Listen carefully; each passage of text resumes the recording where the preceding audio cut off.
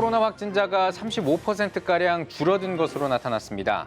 코로나19 소식과 어버이날을 맞은 주일 예배 현장 전해드리겠습니다.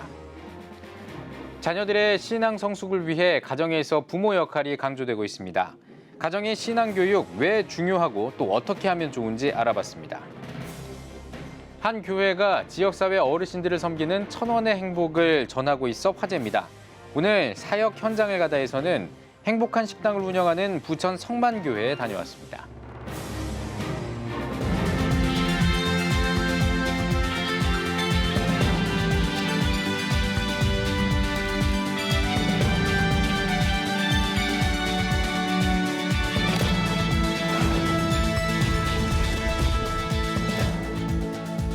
시청자 여러분 안녕하십니까? 5월 9일 CTS 뉴스입니다.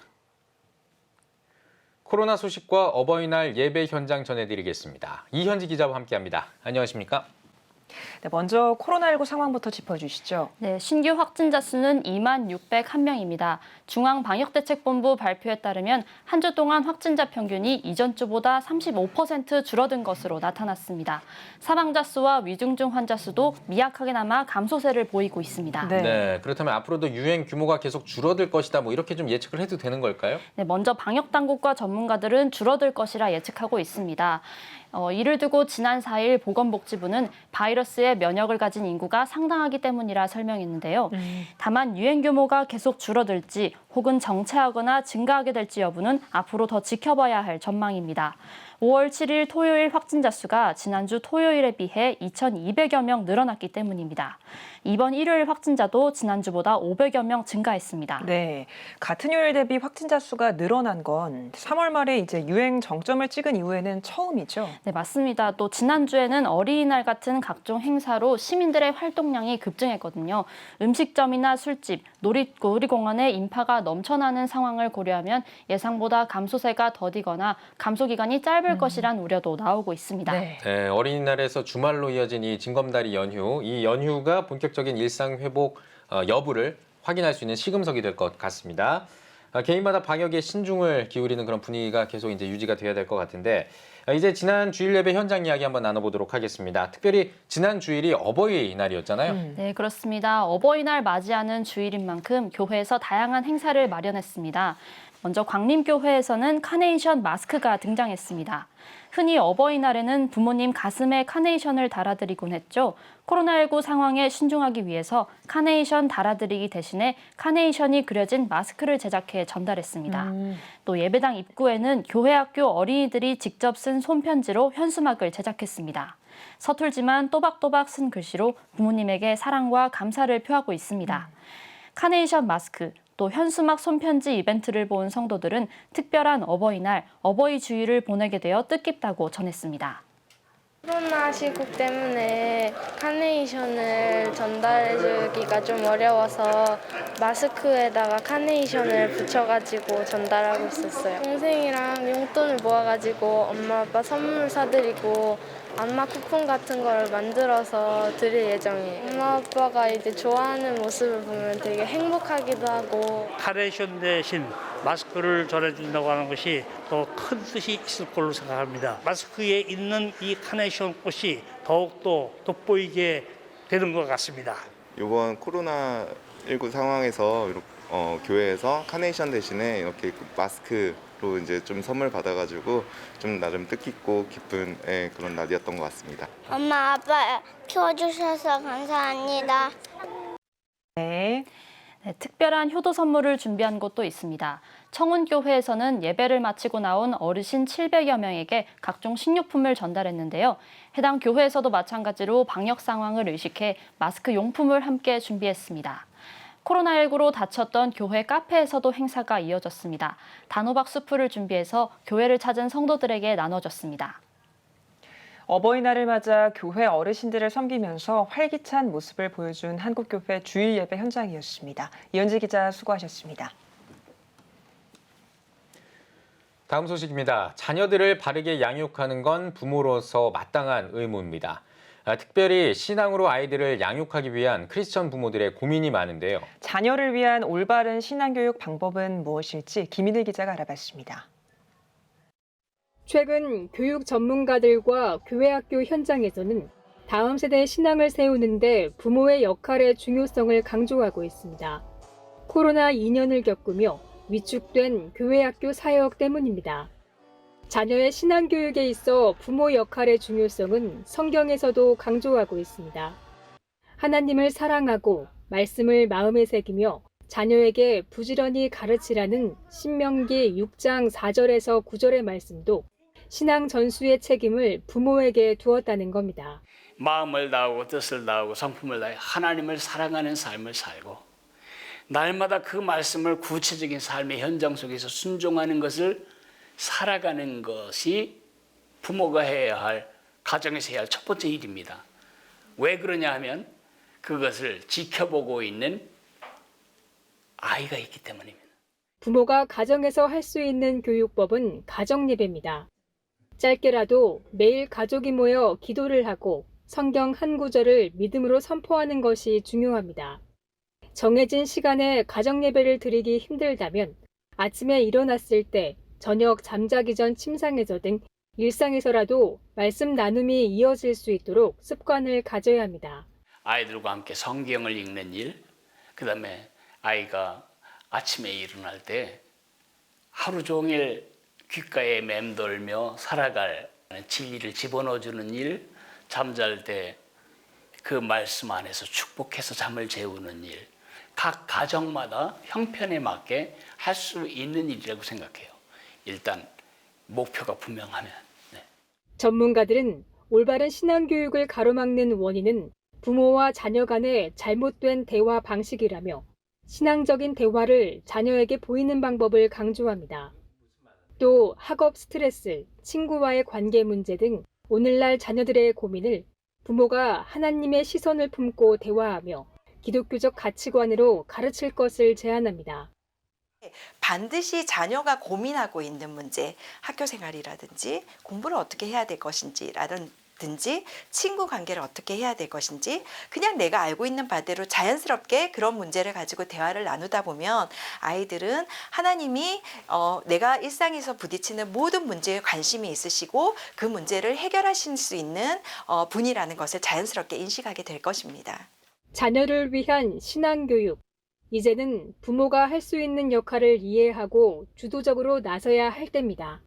CTS 뉴스 김인혜입니다.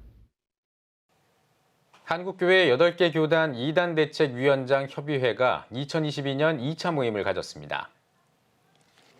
모임에는 대한예수교장로회 통합과 합동, 합신, 고신, 기독교대한 성결교회 이단 대책위원장이 참석했습니다. 8개 교단 이대위는 교단별로 다른 이단 규정 용어와 규제 지침의 통일성에 공감하고 일관성 있게 적용하기 위한 구체적인 논의를 이어가기로 했습니다. 또 최근 회원 가입 요청 공문을 보낸 예장 백석 대신과 예성교단의 가입을 승인했습니다. 이 밖에도 현재 논란이 일고 있는 이단 관련 사안과 올해 총회 보고사항을 공유했습니다. 특히 인터콥에 대해 교단별로 어떻게 규정해 판단하고 있는지 의견을 교환했습니다. 신길교회가 2022 어려운 지역교회 후원을 위한 신길 마라톤 축제를 개최했습니다. 이번 마라톤은 신길교회에서 여의도 둘레길까지 6.5km 구간에서 이뤄졌으며 참가 후원비 2만 원을 낸 400여 명의 성도들이 참가했습니다. 신길교회 이기용 목사는 코로나로 어려움을 겪고 있는 산가 교회들을 돕기 위해 청년들이 시작한 행사로 모든 교인이 동참해 지역교회를 섬길 수 있어 기쁘다고 밝혔습니다. 섬기는, 선용하는 그런 의미도 있을 뿐만 아니라 지역사회에 다니면서 쓰레기도 줍고 자연환경을 맑게 하는데도 조그만 동참을 하자. 그런 마음으로 이 행사가 기획되고 지금 오늘 시작되었습니다.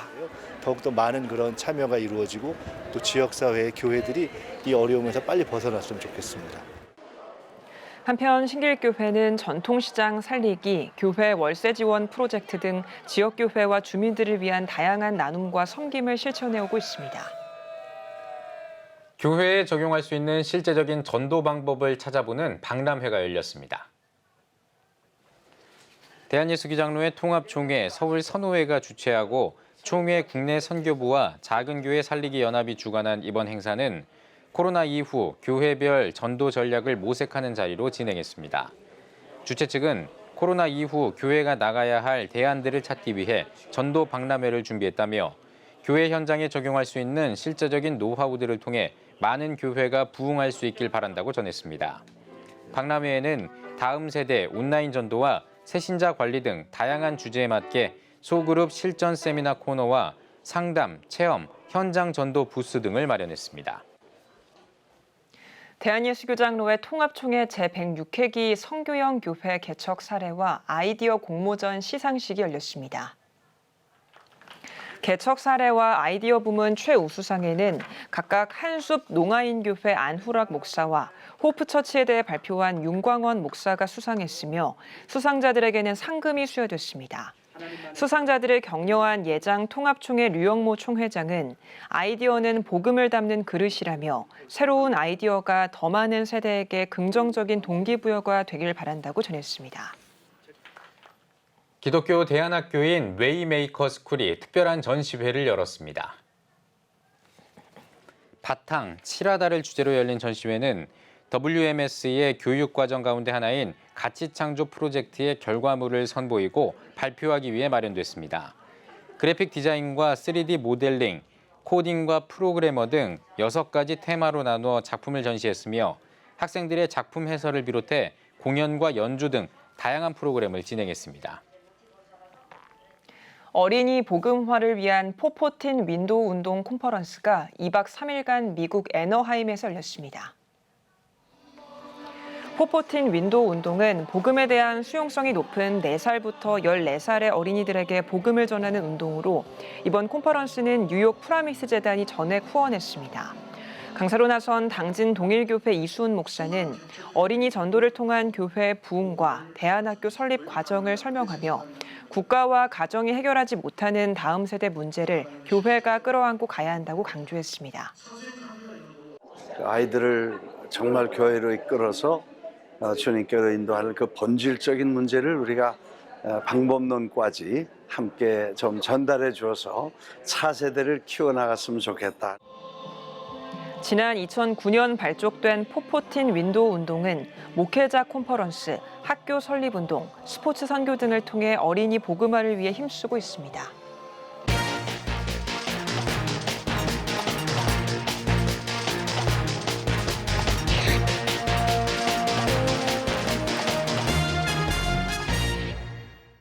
요즘 물가 상승률이 심상치 않습니다. 치솟는 밥상 물가에 식사 한 끼조차 걱정하는 소외 이웃이 늘고 있는데요.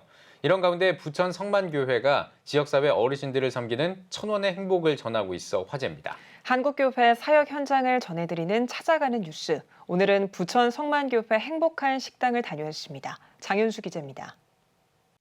식사 시간을 앞두고 주방이 손님 맞이로 분주합니다. 오늘의 점심 메뉴는 미역국. 봉사자로 나선 성도들의 정성이 모여 따뜻한 밥 한 끼를 완성합니다. 요일마다 봉사자분께서 다르신데 최선을 다해서 맛있는 음식을 대접하게 하기 위해서 이렇게 많은 노력을 하고 있습니다. 점심때가 되자 사람들이 하나둘 모이기 시작합니다. 식사값은 단돈 1,000원이지만 오가는 손님 대접은 동네 맛집처럼 푸근합니다.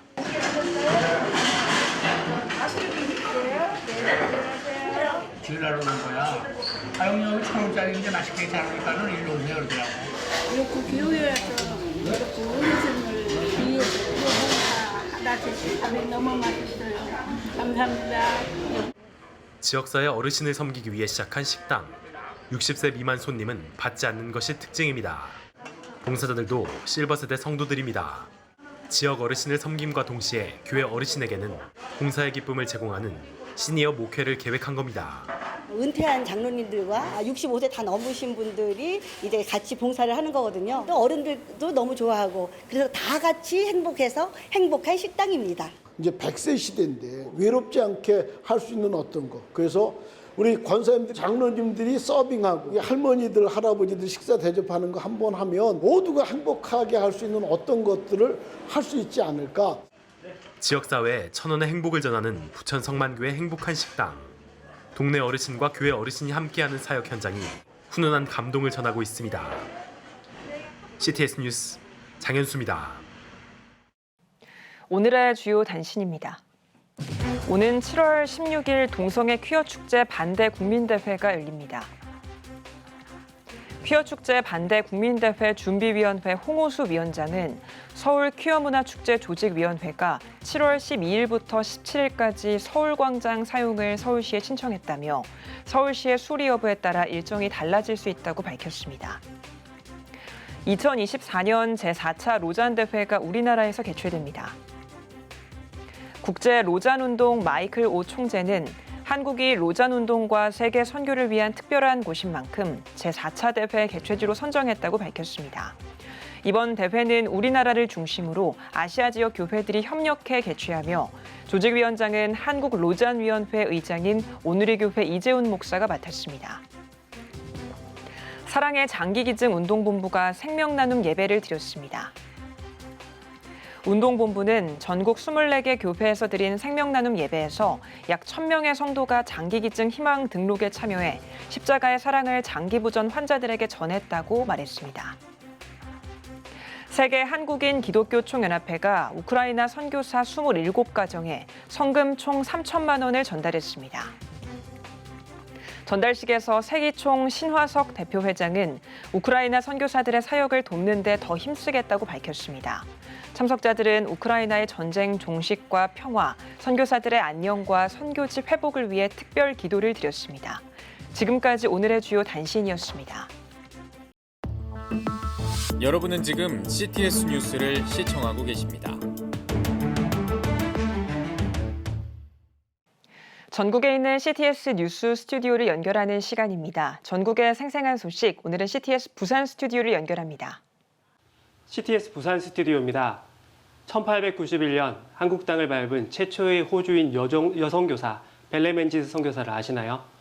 어린이와 여성을 돕고 독립운동에 기여한 공로로 최근 호주인 최초로 독립유공자 훈장을 받았는데요. 교회 설립에도 힘쓰며 어두운 조선을 밝혔던 벨레멘지스 선교사, 박주은 기자가 소개합니다. 130년 전 조선에 복음을 전하러 온 최초의 여선교사 벨레멘지스. 호주 빅토리아주 여전도회 연합회의 파송으로 한국에 온 그녀는 미오라 고아원 사역과 함께 1895년 한강 이남 최초의 여학교이자 독립운동의 진원지로 알려진 일신여학교를 설립했습니다. 어린아이, 특히 여자애들, 그다음에 여성들에게 관심을 갖기 시작합니다. 한국 이 어린이들과 한국 여성들을 가르쳐야만 이 한국에서 살 수 있겠다 하는 그런 신념이 있었어요. 그래서 이제 거기에 이제 중점적으로 이제 선교 활동을 하시기 시작합니다.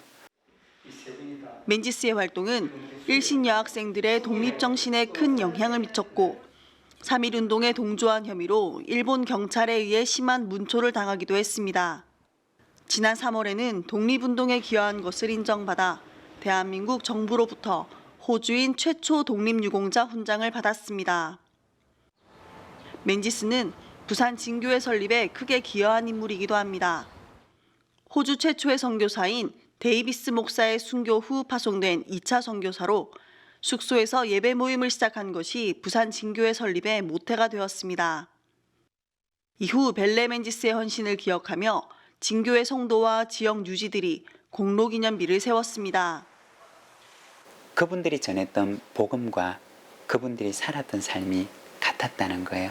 그리고 그것이 한국 사람들에게 깊은 영향을 주었고 그분들은 선교사님들이 살고 전해준 이 복음이 우리가 따라가야 할 길이다라고 여겼다는 거예요. 한편 그녀가 호주 선교부로 직접 보낸 선교 편지와 흔적을 담은 책 첫 호주인 여선교사 벨레멘지스를 통해 그녀의 헌신적 일생을 한국 교회에 소개했습니다. 맨지스는 이름도 빛도 없이 선교를 했습니다. 심지어 부산진교회 당회록에도 자신의 이름 석자 하나 남기지 않고 맨지스는 한국을 떠났습니다. 그러나 우리 신앙의 후세들은 그녀의 이름을 그냥 묻어둬서는 안 됩니다. 예수님의 그 길을 따라야 하는 것이 어떤 것인가를 보여준 참 제자의 모습을 맨지스가 우리에게 보여주고 있기 때문입니다. CTS 뉴스 박주은입니다. 한국 대학생 복음화율이 미전도 종족에 해당하는 3%대에 머물고 있습니다. 이런 가운데 한국교회가 이단으로 규정한 단체들은 끊임없이 교인들을 노리고 있는 현실인데요. 대책이 필요한 시점입니다. 오늘은 부산성시와 이단 상담소장 탁지일 교수 모시고 관련 이야기 나눠보겠습니다. 교수님, 안녕하세요. 안녕하십니까? 네, 교수님. 지난 5월 2일 부산성시와 운동본부 주관으로 캠퍼스 이단 사이비 대책 세미나를 개최하셨는데요. 네. 캠퍼스 이단 사이비 동향이 어떤지 궁금합니다. 우리나라에서 캠퍼스는 가장 첨예하고 심각한 이단 문제의 사각지대라고 할 수가 있습니다. 일단 공동체성으로 인해 가지고 수업도 같이 듣고 토론도 같이 하고 또 식사도 하는 그런 어떻게 보면은 영적인 거리두기를 하는데 한계가 있거든요. 그러다 보니까 또 혼자 생활을 하는 신입생들 경우에는 이단의 미혹에 노출이 되어져 있습니다. 특별히 캠퍼스의 위장 동아리도 많지만 대부분 최근에는 사회봉사, 스펙을 향상시켜 줄 수 있는 사회봉사 동아리로 활동을 하고 있기 때문에 많은 학생들이 관심을 가지고 있고 캠퍼스에서 활동하는 신천지 혹은 IOIF, 심지어는 JMS까지도 그런 사회봉사 활동을 주력을 하고 있습니다. 게다가 요즘 휴학생이나 군 입대 학생들이 증가하는 추세인데요. 예전 같으면 눈에서 멀어지면 마음도 멀어질 수 있었겠지만 최근에는 온라인 기반을 통해서 언제 어디서든 군부대에 있던 휴학을 하던 그런 접촉이 가능한 그런 시기가 되었고 복학을 하더라도 또 이단 단체에 속한 사람들을 만날 수 있는 그런 이단 문제가 다시 발생하는 그런 위험들이 있는 것이 바로 캠퍼스라고 생각합니다. 네, 교수님. 코로나가 완화되면서 향후 캠퍼스 이단 대책도 더 필요한 시점인 것 같습니다. 대책이 궁금하고요. 이단 상담 중요성에 대해서도 말씀 부탁드리겠습니다. 두 가지를 강조하고 싶습니다. 하나는 우리 모두는 이단 문제에 빠질 수 있다. 그렇기 때문에 왜 이런 일이 나나 우리 가정에게 일어날지 고민하기보다는 일어날 수 있는 일이 생긴 것이거든요. 캠퍼스이든 교회이든 이단 문제가 생겨나게 되면 전문적인 목회자나 전문가의 도움이 필요하다는 점을 꼭 기억하셨으면 좋겠습니다. 신앙 연륜이 오래되고 성경에 대한 지식이 많아도 이단의 어려움을 겪을 수 있거든요. 그때 오히려 당황하고 죄책감을 느끼고 숨기기보다는 건강하게 노출하고 전문가의 상담을 받는 것이 중요합니다. 특별히 탈퇴한 후라도 문제는 지속됩니다. 탈퇴는 이단 문제의 끝이 아니라 새로운 시작이거든요. 온전한 회복을 위해서도 그러한 상담이 중요하고 특별히 캠퍼스에는 교목실이 있기도 하고 선교단체 간사분이 있기도 하고 기독 청년들이 있거든요. 그 도움이 중요하다고 생각합니다. 네, 부산성시와 운동본부에서 이단 상담소를 운영 중이신데요. 앞서 상담의 중요성을 말씀해 주셨습니다. 상담소 사역에 대해서도 소개 부탁드리겠습니다. 앞으로 우리 한국교회 이단대처는 지역을 기반으로 한 이단대처 네트워크를 구축하는 것이 굉장히 중요합니다. 지역의 특성에 맞게 또 복음화 노력에 맞게 그러한 특화되어진 이단대처 활동이 필요하거든요. 이에 따라서 저희 부산성시와 이단 상담소 경우에도요. 최근에는 이제 신천지 문제에 집중했지만 지금은 좀 그 범위를 확장해서 첫 번째로 이단 문제에 대한 궁금한 점이 있을 때는 거기에 대한 공신력 있는 정보를 제공하는 것이 첫 번째입니다. 그리고 두 번째로 거기에 대한 상담이 필요하다고 느껴졌을 때는 직접적인 대면 상담을 통해서 문제 해결을 위해서 노력을 할 것이고요. 세 번째로는 이단 문제는 예방이 최선입니다. 예방 활동, 예방 집회 등을 통해서 예방 교육을 진행을 할 예정이고요. 또 이러한 모든 것을 위해서 그냥 주어지는 정보를 정리하는 것이 아니라 실제로 연구하고 장기적으로 이단 문제를 어떻게 대처해야 될지를 노력해 나아갈 예정입니다. 네, 교수님. 전문 상담 기관의 역할이 참 중요해 보입니다. 앞으로도 하실 일이 많으실 것 같은데요. 앞으로 계획과 비전에 대해 말씀 부탁드리겠습니다. 가장 중요한 목표는 이제 부울경 지역이 이제 메가시티로 발전한다고 이야기가 있는데요. 부울경 지역을 기반으로 한 이단 대처를 위한 네트워크를 형성하는 겁니다.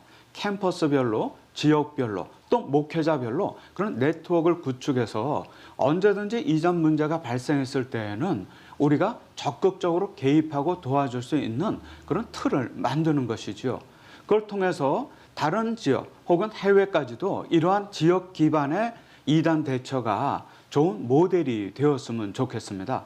그것을 위해서 얼마 전 캠퍼스 2단 대처를 시작으로 목회자들을 대상으로 또 초교파적으로 교인들을 대상으로 한 그런 예방교육 활동과 함께 이러한 언제든지 2단 문제에 대해서 도움을 받을 수 있는 네트워크를 구축하는 것을 중단기 목표로 활동하고 있습니다. 네, 상담소를 통해 많은 영혼이 주께로 돌아오길 바랍니다. 목사님, 감사합니다. 감사합니다. 고맙습니다. 다음은 불경 단신입니다. 비전누리문화원에서 주관하는 꿈을 먹고 살지오가 어린이날을 맞아 의창구청에서 열렸습니다. 올해 7번째로 열리는 이번 행사에 명곡교회 성도들이 자원봉사자로 참여했으며 다양한 문화를 경험할 수 있는 체험박스 2,100여 개를 지역 어린이들에게 나눴습니다. 비전누리문화원 이사장 이상영 목사는 꿈을 먹고 살지오는 어린이들이 다양한 문화활동을 체험하고 본인들의 꿈을 발견하는 행사라며 이 행사가 이웃 주민들과 어린이들이 지역교회에 관심을 갖게 되는 복음의 통로가 되길 바란다고 취지를 밝혔습니다. 울산세린문학회가 주최한 신난다 울산에 오신 방정환 선생 만나러 가자가 시민교회 세린 작은도서관에서 개최됐습니다. 어린이날 100주년을 기념해 열린 이번 행사는 1925년 7월 방정환 선생이 울산 공립보통학교에서 강연하고 소년소녀 동화대회를 개최했던 인연을 기리고자 안성길 문화평론가의 해설과 세린 문화회원들의 동시낭송, 동화시연 등으로 구성됐습니다. 방정환 선생은 재미있는 이야기와 국민 정서에 친숙한 문화예술 활동을 펼침으로써 어린이를 존중하고 다음 세대를 키워나가는 발판을 마련했습니다. 서울산교회는 방창현 목사 위임식과 임직 감사 예배를 드렸습니다. 예배에서 말씀을 전한 부전교회 박성규 목사는 하나님은 다윗이 마음에 맞는 사람, 곧 주님의 뜻에 일치했기에 사용하셨다고 강조하며 하나님만 바싹 따라가는 서울산교회 성도들이 되길 바란다고 전했습니다. 이어 위임국장 황병화 목사가 방창현 목사의 위임을 공포했습니다. 방창현 목사는 부전교회, 성명교회 등에서 부교육자로 심호했으며 2021년 12월 서울산교회 12대 담임 목사로 부임했습니다. 지금까지 각 지역별 단신 전해드렸습니다. CTS 부산 스튜디오였습니다.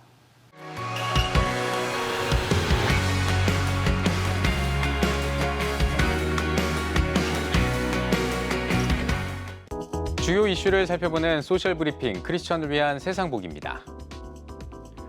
먹는 코로나 치료제가 오미크론과 세부 계통 변이에도 효과가 있는 것으로 나타났습니다.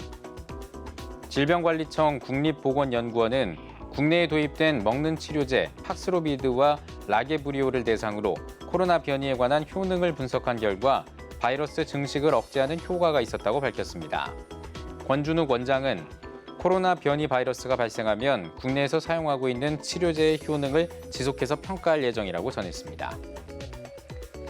서울시가 취약계층을 위한 공공의료 확충에 나섭니다. 서울시는 2026년까지 약 6천억 원을 투자해 위기 상황에서 컨트롤타워 역할을 하는 서울 공공병원과 재활 난민을 위한 공공재활병원 등 시립병원 3곳을 추가 건립한다고 밝혔습니다. 오세훈 서울시장은 취약계층의 의료 안전망을 두텁게 하기 위해 시립병원을 12곳에서 15곳으로 늘리고 병상도 약 900개를 추가로 확보할 것이라고 밝혔습니다. 국제사회가 우리나라의 대표 세계기록 유산인 불조 직지 심체요절의 세계발을 지원합니다. 청주시와 유네스코 국제기록유산센터는 미국 유타대학교와의 공동연구 프로젝트인 직지부터 구텐베르트까지가 미국 국립인문재단의 기금 사업으로 선정됐다고 밝혔습니다. 우리나라가 참여하는 프로젝트로는 처음으로 2023년까지 지원금 약 1억 원을 받게 됩니다. 청주시는 직지로 대표되는 우리나라의 우수한 기록 문화에 관한 국제사회의 높은 관심을 반영한 것이라고 분석했습니다. 한국철도공사 코레일이 사회적 거리두기 해제에 따라 관광 전용 열차의 운행을 재개합니다. 관광 전용 열차는 관광을 목적으로 여행객을 모집해 비정기적으로 운행하는 열차입니다. 코레일 나이승 사장은 열차를 타고 여행지를 찾는 색다른 경험으로 일상 회복의 즐거움을 만끽하길 바란다고 전했습니다. 관광열차의 운행 일정은 코레일 홈페이지에서 확인할 수 있습니다. 지금까지 소셜브리핑 크리스천을 위한 세상복이었습니다.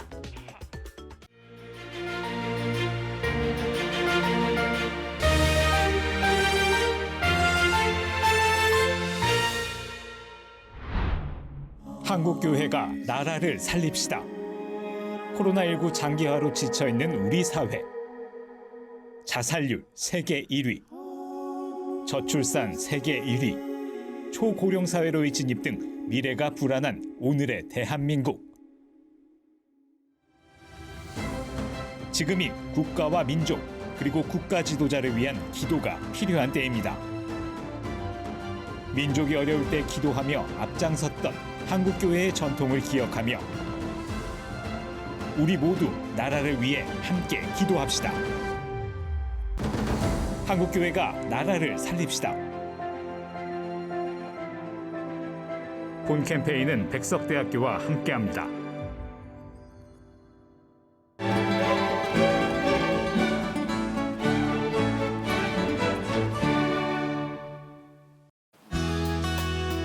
내일은 전국에 구름이 많다가 낮부터 차차 흐려지겠습니다. 아침 최저기온은 9도에서 15도, 낮 최고기온은 16도에서 24도가 되겠습니다. 주간 날씨 봅니다. 11일과 12일은 경남과 제주도에 비가 오겠습니다.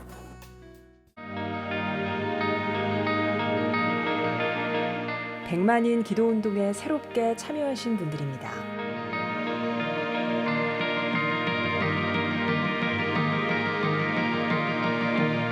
백만인 기도운동을 통해 보내주신 후원금은 국내는 물론 전 세계를 향한 CTS의 영상 선교 사역을 위해 소중하게 쓰이고 있습니다. CTS 뉴스 오늘 순서 여기까지입니다. 시청해주신 여러분 고맙습니다.